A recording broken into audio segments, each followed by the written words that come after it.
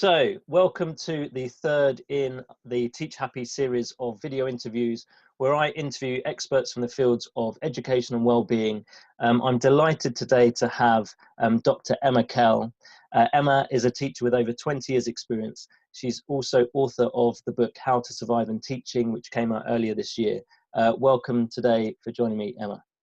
Delighted to be here. So my first question is, this time of year is crucial for people about to start on their teaching journeys. So you've got NQTs about to start, you've got people about to embark on their PGCEs. And I kind of want you to think back to when you started your teaching career. Given your experience and what you know now, what advice would you give your kind of younger NQT self if you were about to start teaching now? Right. Well, it was 21 years ago, but it's still extremely vivid that year.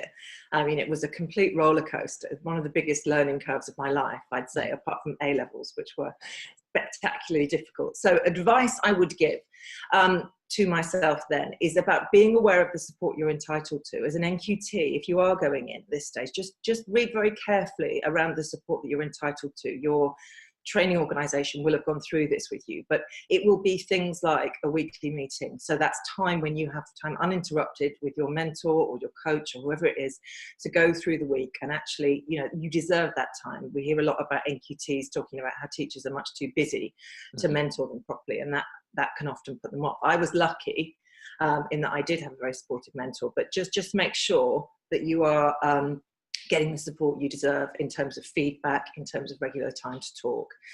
I'd say there's been a huge Twitter kerfuffle over the holidays about NQTs and whether they should be in doing their displays or not over the holiday. And we've got a week of the holiday left. You know what? It's up to you. If you want to read around education and pedagogy for the next week, then break a leg. If you want to go in and do your displays, fabulous. If you want to lounge around on a beach and sleep for 12 hours a night, because it's going to be the last time you're able to until October, then do that as well. So just, you know, do it your way. We're all different. Brilliant teachers come in many different shapes and sizes. And I suppose my third thing would be, so when I was an NQT, I was surrounded by inspirational teachers. I had this formidable head of department, absolutely formidable. And I remember watching her teach, and I watched her teach this German lesson. She was one of these teachers where you don't breathe without permission. You do not move your pen without permission. The students were rapt throughout this lesson, and absolute control. And I thought she was a legend. And I watched this lesson. It was brilliant, absolutely brilliant. Walked into my Year 9 German class to try to emulate this lesson, and it was an absolute unadulterated car crash. It actually ended up, if I'm honest here, we're a year in now. It's my first year in a London school, a year into my career. But it ended up with a young lady called Kirsty throwing a table across the room at a boy called John. It ended up with numerous examples of swearing and F words, and ended up with me sobbing in an absolute mess in the office. And you will sob in the office, and sobbing in the office is absolutely fine. And I remember thinking, actually, there's no point trying to be someone else. It's about taking the time to find your classroom identity. And you will mess up because, as my boss always says, we're living organisms working with other living organisms. It's unpredictable. That's the joy of it and the frustration of it. You might start a module on lobster farming in the UK, and it might just be a complete and utter disaster. Abandon it. Don't worry about it. Students, young people are very forgiving. I remember walking around worrying that Shani and Melody absolutely loathed me. They loathed me.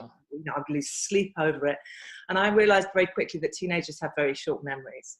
So if they have had a bad day with you, smile, say good morning, and move on. And pace yourself. It is exhausting. And that is the year when I found myself phoning up what are now called education support, then the teacher support network, saying, I can't sleep, I can't eat, I can't think straight, I'm just so exhausted, I can't do anything.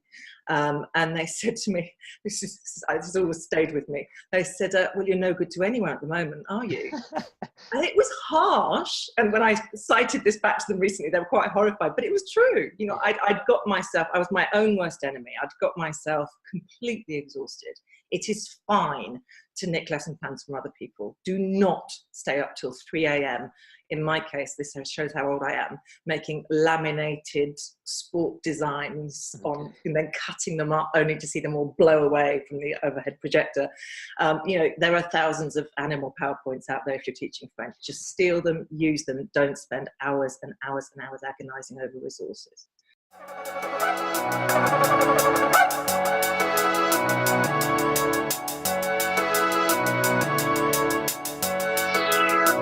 They tell me life is beautiful.